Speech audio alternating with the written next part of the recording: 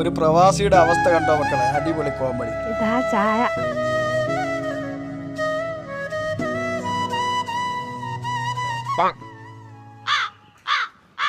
അല്ല ഇതപ്പാ ഗൾഫിന്ന് വന്നേ?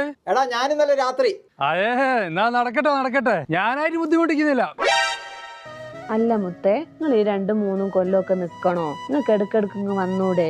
ഞാൻ ഈ 2-3 കൊല്ലം നിന്നെങ്കിൽ ഈ കാറിന്റെ ലോണിന്റെ കാരണവും വന്നടക്കിയോ?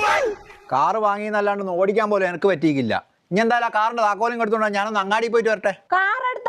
കാറെടുത്തൊന്നും പോണ്ടേ? വേണമെങ്കിൽ ഞാനൊരു ഓട്ടോറിക്ഷ വിളിച്ചു തരാം. ഓട്ടോറിക്ഷയും വിളിച്ച് പോകാനാണോ? 10-15 ലക്ഷം റുപ്യം കൊടുത്തിട്ട് ഞാൻ ഈ കാർ ഇവിടെ വാങ്ങിയിട്ടേ. നിങ്ങൾ ഗൾഫിൽ കാർ ഓടിക്കുന്ന പോലെ അല്ല ഇവിടെ. എടുത്തും വലുതും അങ്ങ് മാറിപ്പോ. അത് മാത്രല്ല, ഇവിടുത്തെ ഓട്ടോറിക്ഷക്കാരുണ്ടല്ലോ, നമ്മളെ വന്ന് കുത്തിക്കുകയും ചെയ്യും, എന്നിട്ട് നമ്മളോട് പൈസയും വാങ്ങും. അതെന്തിന്? ഓട്ടോക്കാരങ്ങനെയാന്ന്.